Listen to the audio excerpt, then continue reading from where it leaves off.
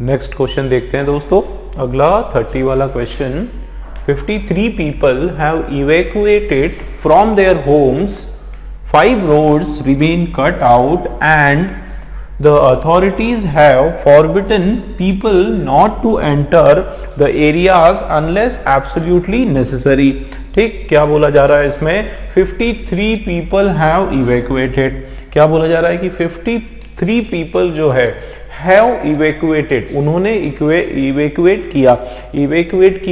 evacuated का मतलब होता है evacuate का मतलब होता है एक तो बाहर निकालना, ठीक है, बाहर निकालना, या आप बोल सकते हो बचाना। ठीक है, क्या बोल सकते हो? बचाना।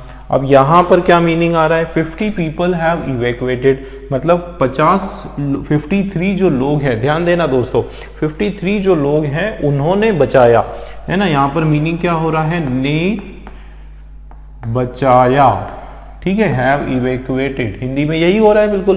तो देखो 53 people have evacuated, मतलब 53 लोगों ने बचाया, ठीक है, have evacuated from their homes, अपने घर से, मतलब उन्होंने बचाया अपने घर से, उन्होंने बचाया अपने घर से, मतलब कुछ ना कुछ यहां पर गड़बड़ हमको लग रहा है। देखते हैं आगे। 5 roads remain cut out, देखो 5 जो रोड है वो कैसे रहे? वो रिमेन कट आउट रहे, मतलब वो पूरी तरीके से बंद हो गए। 5 जो रोड है उन पर कोई भी आवाजाही जो है वो स्थगित कर दी गई, बंद कर दी गई, ठीक है। And the authorities have forbidden people not to enter. अब जो अथॉरिटीज है, जो भी प्रशासन है, उन्होंने क्या किया? हैव। अब हैव के बाद क्या है? फॉरबिडन, वर्ब का थर्ड फॉर्म, ठीक है। फॉरबिडन पीपल, मतलब फॉरबिडन पीपल का मतलब क्या होता है? रोकना। फॉरबिड करना का मतलब क्या होता है? रोकना, है ना, या स्टॉप करना। तो प्रशासन जो है उन्होंने क्या किया? रोका, है ना। प्रशासन ने रोका, किसको रोका? लोगों को रोका। क्या करने के लिए? Not to enter, not to enter the area, उस एरिया में एंटर नहीं होना है। नॉट टू एंटर का मतलब होता है नहीं होना है द एरिया, अनलेस, जब तक कि एब्सोल्युटली नेसेसरी, जब तक कि बहुत ज्यादा जरूरी हो तब तक उस एरिया में उनको नहीं जाना है, उसमें एंटर नहीं होना है। यहां पर ये सेंस आ रहा है, ठीक है ना। अब देखते हैं शुरू से। देखो शुरू में मैंने बताया 53 people have evacuated from, अगर ये इसका हिंदी मीनिंग देखेंगे तो 53 जो लोग हैं उन्होंने बचाया उनके घर से, उन्होंने बचाया उनके घर से। तो ये तो मीनिंग कुछ आ नहीं रहा है भाई। अगर इसको पूरा अगर हम पढ़ें और इसका जो सेंट्रल आइडिया या फिर इसका एक सेंस देखें तो यही समझ में आ रहा है कि कुछ ना कुछ अनहोनी हो गई है उनके घर में, या हो सकता है आग लग गई, है ना। आग लगने के कारण फिर क्या हुआ कि लोगों को बचाया गया। जैसे 53 जो पीपल है उनको उन्होंने नहीं बचाया दोस्तों, उनको बचाया गया। ध्यान देना, 53 जो लोग हैं उनको बचाया गया। इसका क्या मतलब है? 53 पीपल हैव बीन इवैक्यूएटेड, जो है ये बिल्कुल सही हो जाएगा। हैव बीन इवैक्यूएटेड, उनको बचाया गया। कहां से? उनके घर से। कि हो सकता है उस बिल्डिंग में आग लग गई हो और वो फंस गए हो और उनको जो है उनके घर से बचाया गया, निकाला गया। इस तरह का यहाँ पर सेंस निकल कर आ रहा है, ठीक है ना। तो ये आपका प्रेजेंट परफेक्ट कंटिन्यूअस का सेंटेंस है, पैसिव वॉइस का ये सेंटेंस है दोस्तों, ठीक है। पैसिव वॉइस का देखो हैव बीन, उसके बाद वर्ब का थर्ड फॉर्म और उसके बाद जो है प्रीपोजिशन। इस तरह का आपका स्ट्रक्चर अगर बनता है तो आप समझ जाएं कि ये हमारा कौन सा स्ट्रक्चर है दोस्तों?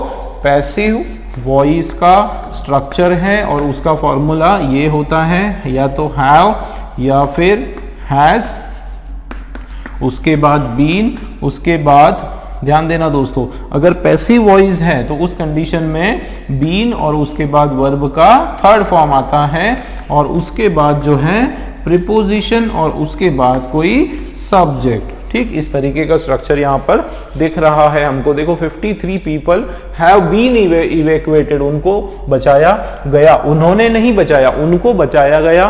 कहां से? अपने घर से उनको बचाया गया, उनसे उनको निकाला गया बेसिकली।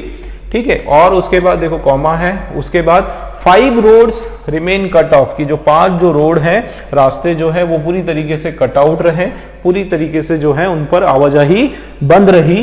एंड और उसके साथ अथॉरिटीज जो है उन्होंने क्या किया, देखो अथॉरिटीज क्या है, प्लूरल नाउन है, तो अथॉरिटीज ने क्या किया, हैव के बाद वर्ब का थर्ड फॉर्म स्ट्रक्चर बिल्कुल सही है, प्लूरल नाउन प्लूरल वर्ब, ये बिल्कुल सही है। तो उन्होंने क्या किया, हैव फॉरबिडन, उन्होंने रोका, किसको रोका, पीपल को, नॉट टू एंटर, एंटर नहीं करना। ये दोस्तों यहां पर फिट नहीं हो रहा है। देखो फॉरबिडन पीपल और इसके बाद मैं आपको बताऊं नॉट टू एंटर के बदले क्या आने वाला है, देखो फॉरबिडन पीपल और इसके बाद जो है सही इसका जो लग रहा है वो है from entering, not to enter के बदले क्या आना चाहिए, forbidden people from entering, from entering. इसका सीधा सीधा हिंदी में अगर मीनिंग देखें तो क्या होगा कि लोगों को अंदर जाने से रोका गया, ठीक है, लोगों को जो है वहां आने से रोका गया, ठीक है, रोका गया इस तरीके से, तो लोगों को जो है वहां पर आने से रोका गया, पूरी तरीके से बैन किया गया, ये यहां पर मीनिंग आ रहा है, ठीक है ना। तो देखो authorities have forbidden people from entering, ठीक है, forbidden people from entering the area, उस क्षेत्र में आने से उनको क्या रखा गया, फॉरबिड किया गया, उनको मना किया गया, उनको रोका गया। कब तक, जब तक कि एब्सोल्युटली जरूरी ना हो, ठीक है, कि जब तक कोई बहुत ज्यादा जरूरी कार्य ना हो तब तक जो है लोग जो है उस क्षेत्र में ना आए, ये श्योर किया गया, ये देखा गया, इसलिए जो है अथॉरिटीज ने उनको क्या किया गया, रोका गया। ठीक है दोस्तों, क्लियर हुआ। तो एरर जो है हमारा, एक तो हमारा ये सी वाला, इसके अंदर एरर आ गया, ठीक, सी सेक्शन हमारा रॉन्ग, और उसके अलावा जो है हमारा एरर किस में आ रहा है, फर्स्ट वाले में, ए वाला सेक्शन। तो आंसर हमारा जो है ए और सी, ये हमारे आंसर है। ठीक है दोस्तों, एक बार राइट पूरा आंसर हम लोग पढ़ते हैं। 53 people have been evacuated from their homes, 5 roads remain cut off, and the authorities have forbidden people from entering the area unless absolutely necessary। ठीक है दोस्तों, क्लियर है। नेक्स्ट क्वेश्चन करें, चलिए करते हैं। चलिए दोस्तों नेक्स्ट क्वेश्चन देखते हैं। अगला question, the Bombay high court on Thursday has upheld the constitutional validity of reservation of all the backward communities for government job and education। देखो फिर से इसको समझने की कोशिश करते हैं, क्या इसमें बोला गया है। देखो the Bombay high court on Thursday, जो बॉम्बे हाई कोर्ट है उन्होंने क्या किया, कब, देखो Bombay high court on Thursday, देखो ये ऑन थर्सडे यहाँ पर क्या है, टाइम ऑफ एक्शन है। क्या है दोस्तों, टाइम ऑफ एक्शन। एक चीज ध्यान देना कि बॉम्बे हाई कोर्ट ने क्या किया, कब किया, ऑन थर्सडे, थर्सडे को किया। आगे देखते हैं, has upheld the constitutional validity of reservation की, उन्होंने क्या किया, अपहेल्ड करके रख दिया, क्या, द कॉन्स्टिट्यूशनल वैलिडिटी, जो कॉन्स्टिट्यूशनल वैलिडिटी है उसको अपहेल्ड किया of reservation of all the backward communities for government jobs and education, है ना। तो उसको अपहेल्ड करके रख दिया, या उसको आप बोल सकते हो कि एक तरह से उसको अभी वेटिंग लिस्ट में डाल दिया, उसको जो है आगे के लिए वो निर्णय को डिले कर दिया, आप बोल सकते हो। तो यहाँ पर इस तरह की बात हो रही है। ठीक है, अब आप देखो किसके सब्जेक्ट क्या है हमारा, द बॉम्बे हाई कोर्ट। ठीक है, बॉम्बे हाई कोर्ट दोस्तों सब्जेक्ट है। ये कैसा सब्जेक्ट है, सिंगुलर सब्जेक्ट है। ठीक है, हाई कोर्ट क्या है, नाउन है, सिंगुलर नाउन है। अब देखो Bombay high court on Thursday, कब किया उन्होंने ऐसा, ध्यान देना, ऑन थर्सडे। ऑन थर्सडे मतलब ये जो टाइम ऑफ एक्शन है, अच्छा ये किस थर्सडे की बात हो रही है, अगर आप इसको फिर से पढ़ने की कोशिश करेंगे, देखो Bombay high court on Thursday has upheld. अब अपहेल्ड जो है ये वर्ब का थर्ड फॉर्म है और वर्ब का सेकेंड फॉर्म भी है। ठीक है, फर्स्ट फॉर्म जो है वो होता है अपहोल्ड।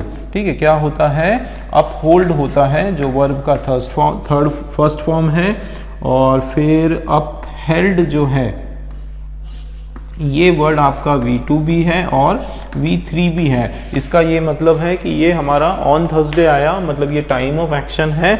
और दोस्तों एक चीज आप याद रखो, जब भी टाइम ऑफ एक्शन आता है ना, इस तरह का कोई वर्ड आता है जिसमें कोई डे लिखा है, कोई ईयर लिखा है, कोई मंथ लिखा है, इस तरह का कोई ऐसा कोई एक फ्रेज लिखा है ना, जिसको टाइम ऑफ एक्शन कहा जाता है दोस्तों, इसको जो है एडवर्ब ऑफ, ध्यान देना, इसको क्या कहा जाता है, एक और वर्ड इसको कहा जाता है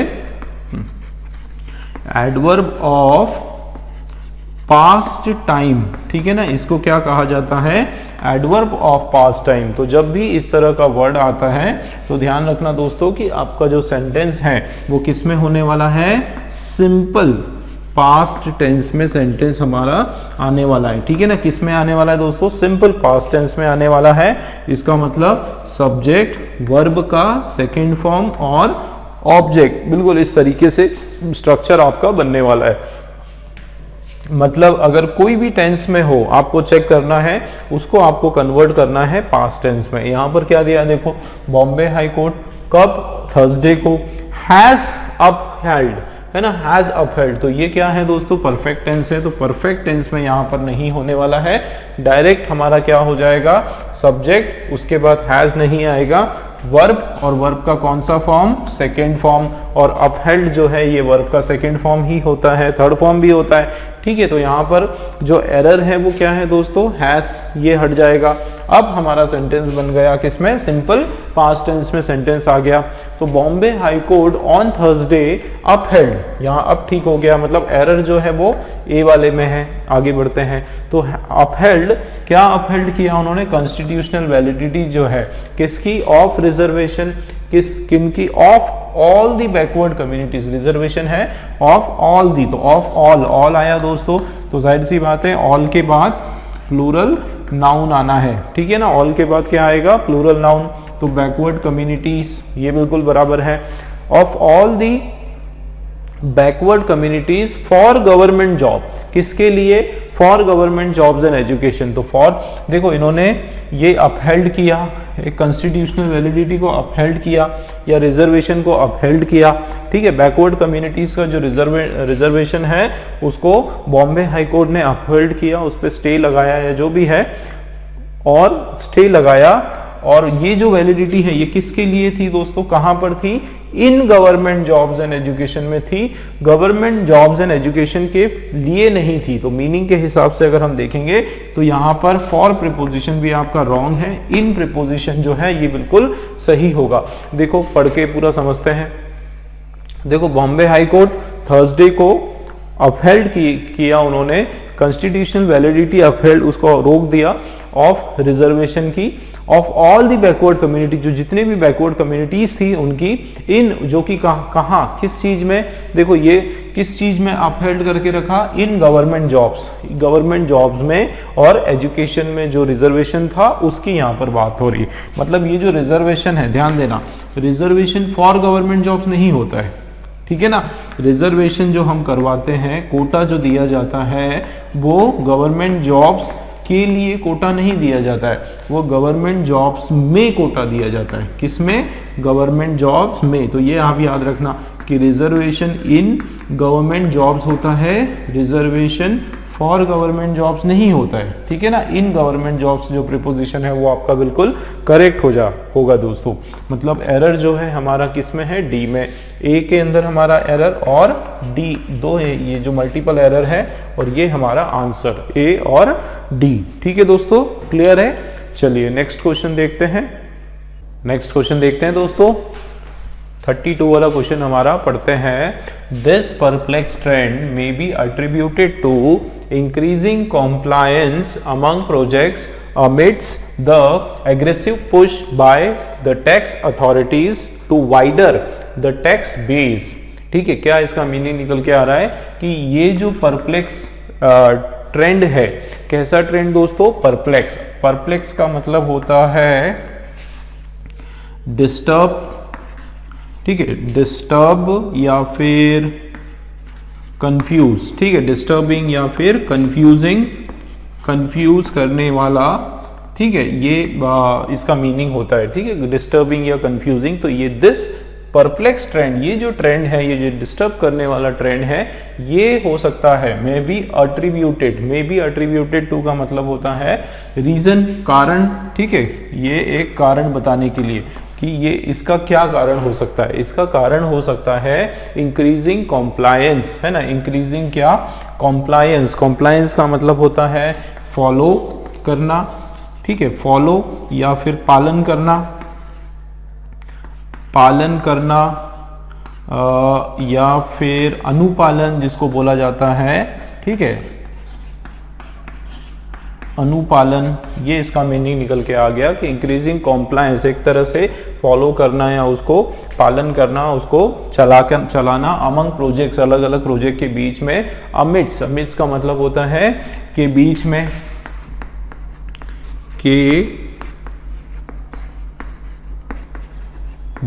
में, या फिर मध्य में, ठीक है, क्या होता है,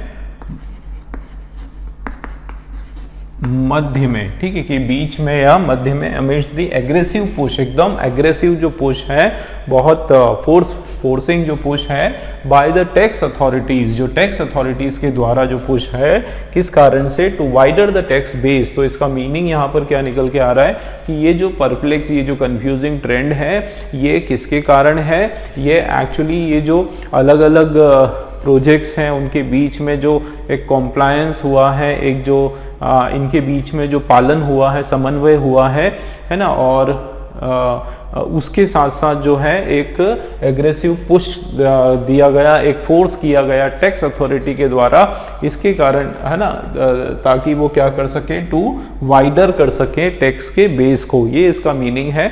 अब इसको देखते हैं दोस्तों, पूरा स्टार्टिंग में क्या क्या इसके अंदर एरर है। देखो सबसे पहले यहाँ पर क्या लिखा है, शुरुआत में क्या लिखा है, दिस लिखा है, ठीक है। अब दिस दोस्तों ध्यान देना, ये दिस जो है ये क्या है ना, इससे काफ़ी सारी चीज़ें हमारी क्लियर होगी। ये दिस हमारा क्या है दोस्तों, इसको हम लोग क्या बोल सकते हो, प्रोनाउन बोल सकते हो, ठीक है। ये क्या है, हमारा प्रोनाउन है, डिस्ट्रीब्यूटिव प्रोनाउन है ये। और इसके बाद जो है क्या आने वाला है, दिस के बाद क्या आने वाला है, देखो दिस के बाद या तो नाउन आएगा, ठीक है, this man, this person, this book, इस तरीके से, है ना, या फिर क्या होगा, दिस के बाद पहले एडजेक्टिव आ जाएगा, उसके बाद नाउन आ जाएगा कि दिस नॉटी बॉय, है ना, this happy man, this happy man. तो या तो एडजेक्टिव आएगा, उसके बाद में नाउन आएगा। अब यहां पर अगर हम देखें तो देखो दिस परप्लेक्स ट्रेंड, तो ट्रेंड हमारा क्या है, ध्यान देना दोस्तों, ट्रेंड हमारा क्या है, नाउन है, ठीक है। लेकिन ये जो परप्लेक्स है ये क्या है, वर्ब है। तो इस तरह ये क्या है, परप्लेक्स वर्ब है, और इसका मतलब होता है कंफ्यूज। वर्ब का कौन सा फॉर्म है, फर्स्ट फॉर्म है। इसका क्या मतलब है कि यहाँ पर ये जो वर्ड है परप्लेक्स, इसकी प्लेसमेंट यहाँ पर रॉन्ग है, ठीक है। अब इसके बदले या तो क्या होगा दोस्तों, या तो परप्लेक्स्ड, ठीक है, या तो परप्लेक्स्ड हो जाएगा या फिर परप्लेक्सिंग हो जाएगा। तो हम सही कर सकते हैं उसको, या तो परप्लेक्स्ड हो जाएगा या फिर परप्लेक्सिंग हो जाएगा। दोनों ही केस में ये जो है सही रहेगा, ठीक है, क्योंकि परप्लेक्स्ड भी जो है हमारा एडजेक्टिव होता है, और परप्लेक्सिंग जो है इसको भी हम लोग क्या कर सकते हैं, एडजेक्टिव की तरह इसको इस्तेमाल कर सकते हैं। मीनिंग वाइज अगर हम देखें, दोनों ही हम लगा सकते हैं कि दिस परप्लेक्स्ड ट्रेंड या फिर दिस परप्लेक्सिंग, ये जो परप्लेक्सिंग या कंफ्यूज करने वाला या जो ऐसा ट्रेंड जो कंफ्यूज करते आ रहा है, ऐसा ट्रेंड, इसको, है ना, दोनों आ सकता है, परप्लेक्स भी आ सकता है, परप्लेक्सिंग भी आ सकता है। तो देखो this perplexing trend may B, अब देखो मे और बी आया दोस्तों, उसके बाद वर्ब का थर्ड फॉर्म भी आता है, ठीक है, वर्ब का सेकेंड या थर्ड फॉर्म आता है, तो मे बी अट्रीब्यूटेड। तो इसका जो ट्रिब्यूट है, इसका जो कॉज है या कारण है, वो किसको जाता है, टू किसको, इंक्रीजिंग, बढ़ते हुए, है ना, कि किसको जाता है, बढ़ते हुए कॉम्प्लायंस, बढ़ते हुए अनुपालन या पालन करने को, या समन्वय बोलो आप, बढ़ते हुए समन्वय को, ठीक है, इसको हम समन्वय बोल सकते हैं। तो बढ़ता हुआ जो समन्वय है, आपसी गठजोड़ है, अलग अलग प्रोजेक्ट्स का जो बढ़ता हुआ एक साथ जो एक तरह से बहुत सारे प्रोजेक्ट्स एक साथ इकट्ठे हो गए, ठीक है, उस सेंस में भी हो जाएगा, है ना, कि अमंग प्रोजेक्ट्स, इतने सारे प्रोजेक्ट, अमिड्स, अमिड्स मतलब के बीच में, किसके बीच में, एग्रेसिव पुश किए, एग्रेसिव एक पुश किया गया, एक बहुत ही बहुत फोर्सफुली जो है पुश किया गया, किसके द्वारा, बाय के द्वारा, द टैक्स अथॉरिटीज के द्वारा ये पुश किया गया, ठीक है। अब यहाँ पर देखो टू, अब टू के बाद क्या आना चाहिए, देखो ये क्या है, वाइडर, टू के बाद क्या आना चाहिए, वर्ब का फर्स्ट फॉर्म। दोस्तों ये जो वर्ड आपके सामने है, कौन सा, वाइड या फिर वाइडर, यहां हम लोग लिख लेते हैं, देखो वाइड और वाइडर, ये दोनों जो है, ध्यान देना दोस्तों, ये दोनों हैं आपके एडजेक्टिव, क्या है, ये दोनों एडजेक्टिव है और इनका मतलब होता है चौड़ा, ठीक है, इनका क्या मतलब होता है, चौड़ा होना।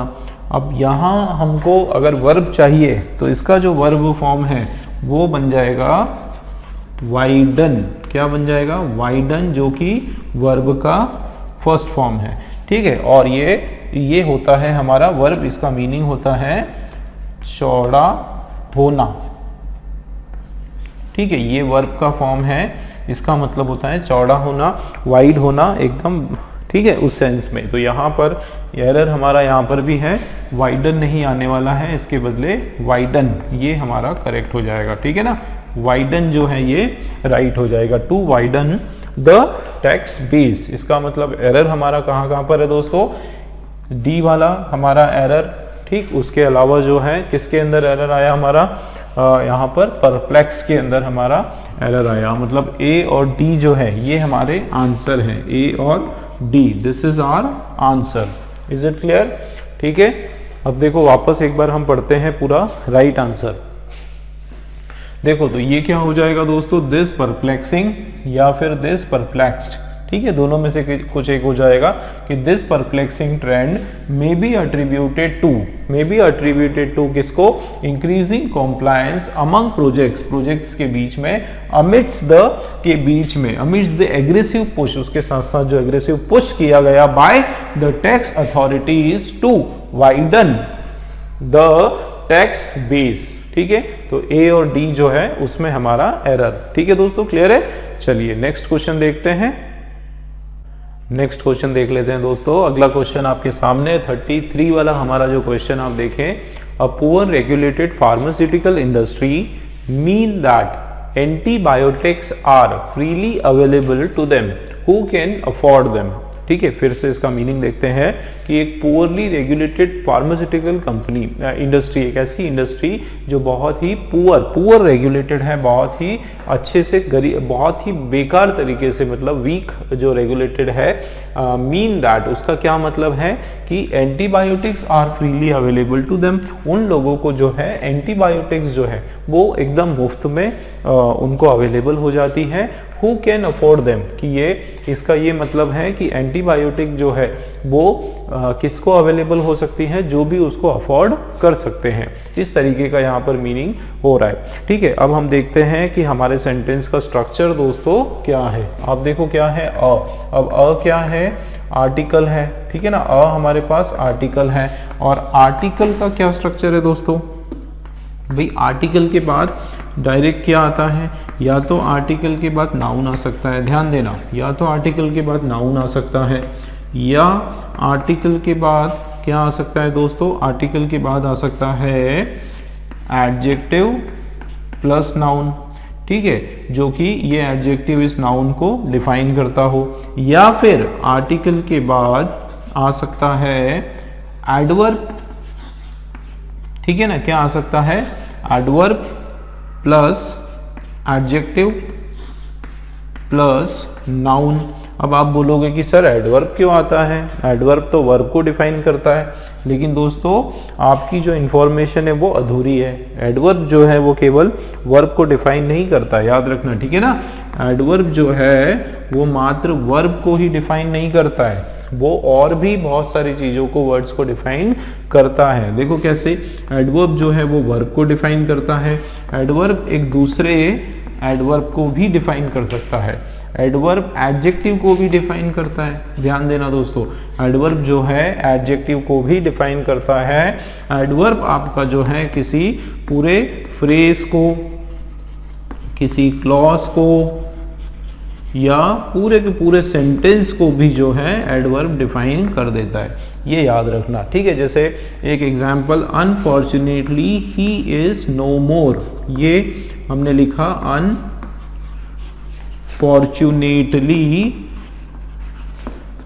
ही इज नो मोर। अब इसमें अगर आप देखेंगे तो ये जो अनफॉर्चुनेटली, ये दोस्तों ये क्या काम कर रहा है यहाँ पर, ही इज नो मोर को डिफाइन करने का काम कर रहा है, ठीक है ना। तो ये जो वर्ड है ये पूरे के पूरे सेंटेंस को डिफाइन करने का काम कर रहा है और ये आपका क्या है, एडवर्ब है, ठीक है ना। तो इस तरीके से एडवर्ब जो है वो पूरे सेंटेंस को डिफाइन कर सकता है, किसी दूसरे एडवर्ब को, किसी एडजेक्टिव को, किसी फ्रेज को, किसी क्लॉज को या वर्ब को डिफाइन करता है। तो यहाँ पर अगर हम लोग देखें इस पर्टिकुलर क्वेश्चन में, देखो ये वाला सीक्वेंस आपका सामने आ रहा है, ठीक है ना। क्या लिखा है देखो, अ पुअर। अब पुअर का मतलब क्या होता है, देखो पुअर क्या है दोस्तों, पुअर का क्या मतलब है। सबसे पहले तो पुअर होता क्या है, पुअर जो है ये आपका एक एडजेक्टिव है दोस्तों, क्या है, एडजेक्टिव, और इसका मतलब होता है गरीब, ठीक है, गरीब या फिर वीक, वीक कमजोर, है ना, गरीब भी होता है और कमजोर, पुअर बॉय तो कमजोर, इस तरीके से गरीब या कमजोर दोनों इसके मीनिंग होते हैं। लेकिन ये क्या है, यहाँ पर एडजेक्टिव है। और रेगुलेटेड जो है, रेगुलेटेड जो है ये भी वापस हमारा क्या है, एडजेक्टिव है, विशेषण है। क्या रेगुलेट करने की यहाँ पर बात हो रही है, फार्मास्यूटिकल इंडस्ट्री। और दोस्तों फार्मास्यूटिकल इंडस्ट्री जो है ये आपका नाउन है, ठीक है ना। फार्मास्यूटिकल इंडस्ट्री जो है ये क्या है, नाउन। इसको डिफाइन करने के लिए यहाँ पर क्या दिया गया है, विशेषण, एडजेक्टिव, रेगुलेटेड। और इस रेगुलेटेड को ध्यान देना दोस्तों, इस रेगुलेटेड को डिफाइन करने के लिए शब्द दिया है पुअर, लेकिन पुअर यहाँ पर वापस एडजेक्टिव हो गया जो कि यहाँ पर रॉन्ग है। इसलिए राइट आंसर जो है इसका पुअर नहीं होने वाला है वर्ड, ये क्या हो जाएगा दोस्तों, पुअरली। क्या हो जाएगा, पुअरली। एडजेक्टिव, एडवर्ब की ये पहचान है कि हम उसमें ज्यादातर जो एडवर्ब्स होते हैं उसमें एलवाई लगता है, ठीक है ना। क्या लगता है, एलवाई लगता है। तो यहाँ पर देखो, a poorly regulated pharmaceutical industry, ठीक, क्लियर है। अब आगे देखते हैं। अब देखो ये पूरा का पूरा देखा जाए तो यहाँ से लेकर यहाँ तक क्या है, हमारा सब्जेक्ट है, ठीक है। अब एक ये अगर हम स्ट्रक्चर की बात करें, बेसिक स्ट्रक्चर की, तो सब्जेक्ट होता है, वर्ब होता है और उसके बाद जो है ऑब्जेक्ट या फिर अदर वर्ड्स होते हैं। और सब्जेक्ट और वर्ब का एग्रीमेंट होना चाहिए, जिसको हम लोग कौन सा रूल बोलते हैं, सिंटैक्स का रूल बोलते हैं, ठीक है ना। कौन सा रूल बोलते हैं दोस्तों, सिंटैक्स का रूल बोलते हैं। जो सिंटैक्स का रूल क्या बोलता है, अगर आपका सब्जेक्ट कैसा है, सिंगुलर, तो वर्ब भी कैसा होगा, सिंगुलर वर्ब होगा दोस्तों, ठीक है ना। इसी तरीके से अगर आपका सब्जेक्ट कैसा है, प्लूरल है, प्लूरल सब्जेक्ट है, तो वर्ब कैसा होना चाहिए, जाहिर सी बात है वर्ब भी हमारा प्लूरल होना चाहिए, प्लूरल वर्ब हो जाएगा। अब मैं क्यों बता रहा हूं यहां पर, क्योंकि आगे देखो, पुअरली रेगुलेटेड फार्मास्यूटिकल इंडस्ट्री, ये हमारा नाउन है और कैसा है, सिंगुलर है। और ये हमारा सब्जेक्ट भी है, कैसा है, सिंगुलर है। इसके बाद जो वर्ब आएगा वो कैसा आना चाहिए, सिंगुलर आना चाहिए। तो देखो मीन है ना, मीन जो है ये आपका प्लूरल वर्ब है, तो ये आपका रॉन्ग हो जाएगा। इसके बदले दोस्तों हम क्या कर देंगे, एस लगा देंगे इसमें, तो ये आपका सिंगुलर नाउन हो गया, सॉरी वर्ब हो गया, ठीक है। एस लगा दिया तो ये वर्ब कैसा हो जाएगा, हमारा सिंगुलर वर्ब हो जाएगा। अब आप देखो, a poorly regulated pharmaceutical industry means that antibiotics are, देखो एंटीबायोटिक्स क्या है, प्लूरल नाउन है, और उसके साथ आर जो है ये प्लूरल वर्ब है ना, बिल्कुल बराबर है। कि क्या इसका मतलब है कि एंटीबायोटिक्स जो है वो फ्रीली अवेलेबल है, किसको, टू देम। ध्यान देना दोस्तों, freely available to them. To them क्या है दोस्तों, यहाँ पर उनको, देम का उनको होता है, नहीं सॉरी, देम का मतलब होता है उन्हें, देम का क्या मतलब होता है, उन्हें। और ये आपका क्या है, एक्चुअली ये आपका ऑब्जेक्टिव प्रोनाउन है, ऑब्जेक्टिव केस प्रोनाउन इसको हम कहते हैं। ठीक है, बहुत सारे बच्चों को जो है ये सब समझ में भी नहीं आया होगा कि सर ये क्या है ऑब्जेक्टिव केस प्रोनाउन, लेकिन आप इसको पढ़कर देखो कि are freely available to them who can afford them, दो बार देम आया है ना, टू देम उन्हें जो कि उसको क्या कर सकते हैं, अफोर्ड कर सकते हैं, उसका भार सहन कर सकते हैं। तो यहाँ पर मैं आपको एक सिंपल चीज बताता हूँ दोस्तों, सबसे बढ़िया चीज जिससे आपको याद रहे, कभी भी याद रखना, ठीक है ना, कभी भी याद रखना देम और हु जो है इसका आपका कॉम्बिनेशन नहीं होता है। याद रखना कभी भी देम और हु इस तरीके से आया, कभी भी ये इस तरीके का स्ट्रक्चर आया देम उसके बाद हु आया, तो आप बिल्कुल उसको रॉन्ग कर दो, बिल्कुल उसको रॉन्ग कर दो। उसके बदले आप क्या लगाओ, दोस हु, बिल्कुल आपको याद रख लो, है ना, दोस हु, क्योंकि देम और हु का कोई स्ट्रक्चर नहीं बनता है, ग्रामेटिकली जो है ये बिल्कुल रॉन्ग है। दोज हु होता है उन लोगों को, दोज उन्हें नहीं होता है, उन लोगों को, ठीक है, उनको या उन लोगों को इस तरीके से। तो यहाँ पर क्या होगा, फ्रीली अवेलेबल टू देम के बदले हम लोग क्या लगा देंगे दोस्तों, दोज लगा देंगे, to those who can afford them.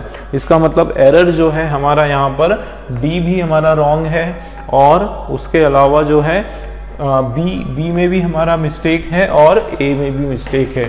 ठीक है, तो कौन कौन से पॉइंट हमारे रॉन्ग हैं, ए बी और डी, ए बी और डी, ये 3 पॉइंट हमारे, ये हमारा आंसर है ए बी डी। ठीक है, क्लियर है। एक बार फिर इसको पढ़ते हैं पूरा, देखो क्या है, अ पुअरली, ठीक है, क्या हो जाएगा, अ पुअरली, यहाँ पर एडवर्ब हो गया। रेगुलेटेड दोस्तों ये आपका वर्ब नहीं है, ठीक, ये आपका क्या है, एडजेक्टिव है। A poorly regulated pharmaceutical industry means, इसका क्या मतलब है, क्यों, क्योंकि ये सिंगुलर है तो यहाँ पर सिंगुलर वर्ब आने वाला है, तो मीन्स दैट, इसका क्या मतलब है, antibiotics are freely available to them, गलत हो जाएगा, freely available to those who can afford them. ठीक है, वो ये फ्रीली उन लोगों के लिए अवेलेबल है जो इसका भार सहन कर सकते हैं, या जो इसको अफोर्ड कर सकते हैं। ठीक है, नेक्स्ट क्वेश्चन देखते हैं। नेक्स्ट क्वेश्चन आपके सामने दोस्तों, क्वेश्चन नंबर 34 देखते हैं हम लोग। देखो, he fell from a running train and would have died if the villagers would not have taken him to the nearby hospital immediately. ठीक है, क्या इसका मीनिंग हो रहा है कि वो किससे गिरा, एक रनिंग ट्रेन, चलती हुई रेलगाड़ी से वो गिर गया। ठीक है, एंड वुड हैव डाइड, वो मर चुका होता यदि जो गांव वाले हैं उन्होंने उसको नहीं लिया होता, कहाँ नहीं ले गए होते, हॉस्पिटल नहीं ले गए हो, तुरंत उसको हॉस्पिटल नहीं ले गए होते, तो वो क्या, वो मर चुका होता, है ना, ये इसका मीनिंग आ रहा है। अब दोस्तों यहाँ पर आप देखो, इफ हमारा लगा हुआ है, ठीक है, इफ लगा है, और इफ के बाद जो सेंटेंस होता है उसको बोलते हैं कंडीशनल। क्या बोलते हैं, कंडीशनल सेंटेंस। इफ के जस्ट बाद वाला जो सेंटेंस होता है दोस्तों उसको कहा जाता है कंडीशनल सेंटेंस। ठीक है, और इसमें अगर आप देखोगे कि इफ के पहले यहाँ पर एक सेंटेंस है, ध्यान देना दोस्तों, और इफ के बाद में जो है आपके पास दूसरा सेंटेंस है। दोस्तों कंडीशनल सेंटेंस जो है उसको हम लोग सबऑर्डिनेट सेंटेंस भी बोलते हैं। क्या बोलते हैं, सबऑर्डिनेट क्लॉज या सबऑर्डिनेट सेंटेंस, तो इसको सबऑर्डिनेट क्लॉज इसको कहा जाता है। ठीक है, ये जो कंडीशनल सेंटेंस है इसको सबऑर्डिनेट क्लॉज या फिर सपोर्टिव क्लॉज, सबऑर्डिनेट का मतलब होता है यहाँ पर सपोर्टिव। ठीक है ना, क्या कहा जाता है, सपोर्टिव क्लॉज कहा जाता है एक ऐसा सेंटेंस जो किसी दूसरे सेंटेंस पर डिपेंडेंट है। मतलब किस पर डिपेंडेंट है, मेन क्लॉज पर, मतलब यहां से लेकर यहां तक ये जो सेंटेंस है आपका, इसको हम लोग प्रिंसिपल क्लॉज, ध्यान देना दोस्तों, हम इसको क्या कहते हैं, प्रिंसिपल क्लॉज या फिर मेन क्लॉज इसको कहा जाता है। ठीक है, मेन क्लॉज इसको कहा जाता है। इसका क्या मतलब है कि he fell from a running train and would have died, कि वो क्या हो चुका है, वो गिर गया, कहाँ से गिर गया, रनिंग ट्रेन चलती हुई गाड़ी से गिर गया और वो मर गया होता, वो वुड हैव डाइड, मर गया होता। ठीक है ना, इस तरह का यहाँ पर सेंटेंस आ रहा है। कैसे, ये देखो ये कंडीशनल सेंटेंस है कि इफ, यदि विलेजर्स जो है उसको वहां से तुरंत हॉस्पिटल नहीं ले गए होते तो वो मर गया होता, इस तरह की बात हो रही। तो ये हमारा प्रिंसिपल सेंटेंस है यहाँ से यहाँ तक, या मेन सेंटेंस है, और ये हमारा हेल्पिंग सेंटेंस है, सपोर्टिव सेंटेंस है, या फिर कंडीशनल सेंटेंस है। इफ से शुरू हुआ, इफ से भी हो सकता है शुरू, और दोस्तों वेदर, ठीक है, इफ या वेदर ये दोनों ही वर्ड हम यूज करते हैं, और उसके बाद जो है कैसे सेंटेंस आते हैं, कंडीशनल सेंटेंस हम लोग लगाते हैं। ठीक है ना, अब इसका एक रूल होता है। ठीक है, अब इसका रूल क्या होता है दोस्तों, देखो समझो जरा, अगर आपका प्रिंसिपल क्लॉज या आपका मेन क्लॉज किस में है, फ्यूचर परफेक्ट में है, ध्यान देना, अगर आप मेन क्लॉज या प्रिंसिपल क्लॉज आपका फ्यूचर परफेक्ट में है, इसका क्या मतलब है फ्यूचर परफेक्ट का, कि वुड, ठीक है ना, कि वुड और उसके बाद हैव, और उसके बाद मेन वर्ब जो है उसका थर्ड वाला फॉर्म, तीसरा फॉर्म में है, अगर इस तरीके से है तो आपका ये जो कंडीशनल सेंटेंस है या फिर जो सबऑर्डिनेट क्लॉज है, सपोर्टिव क्लॉज है, ये आपका बन जाएगा क्या दोस्तों, ये आपका आ जाएगा पास्ट परफेक्ट में। ठीक है ना, किस में हो जाएगा, ये आपका पास्ट परफेक्ट में हो जाने वाला है। इसका मतलब इसका फॉर्मूला क्या हो जाएगा, हैड और उसके बाद मेन वर्ब का थर्ड वाला फॉर्म। ठीक है ना, मेन वर्ब का थर्ड फॉर्म। इसका मतलब यहाँ पर आप देखो, ये तो आपका प्रिंसिपल क्लॉज है, और यहाँ पर देखो वुड हैव डाइड, ये हमारा फ्यूचर परफेक्ट में है सेंटेंस। तो इफ के बाद देखो विलेजर्स वुड नॉट हैव, यहाँ पर नहीं होने वाला है। ठीक है ना, ये आपका रॉन्ग हो जाएगा। ठीक है, उसके बदले ये क्या हो जाएगा दोस्तों, वुड नॉट हैव टेकन नहीं होने वाला है, उसके बदले क्या होगा, हैड टेकन। तो ये वुड नॉट हैव के बदले क्या हो जाएगा, हैड नॉट टेकन। नॉट तो रहेगा, नेगेटिव तो रहेगा, हैड और उसके बाद not taken him to the nearby hospital immediately. ठीक है, तो ये हमारा जो है ग्रामर का एरर आ गया आपके सामने। ठीक है ना दोस्तों, ये किसका एरर है, ग्रामर का एरर है। ठीक, तो एक एरर तो आपके सामने ये आ गया, किसके अंदर है, ये हमारा सी वाले पार्ट में। बाकी और देखते हैं, स्टार्टिंग से देखते हैं। देखो क्या होगा, ही फेल, वो गिरा, ये हमारा वर्ब का सेकेंड फॉर्म। ठीक है, फ्रॉम अ रनिंग ट्रेन से, एंड वुड हैव, तो इसके बदले हाँ ये बराबर है, एंड वुड हैव डाइड, वो मर गया होता यदि विलेजर्स जो है had not, if villagers had not taken him to the nearby hospital। बिल्कुल यही आंसर है हमारा, और एक एरर है इसमें सी वाले में, बाकी पूरा करेक्ट है। ठीक है, नेक्स्ट क्वेश्चन देखते हैं दोस्तों।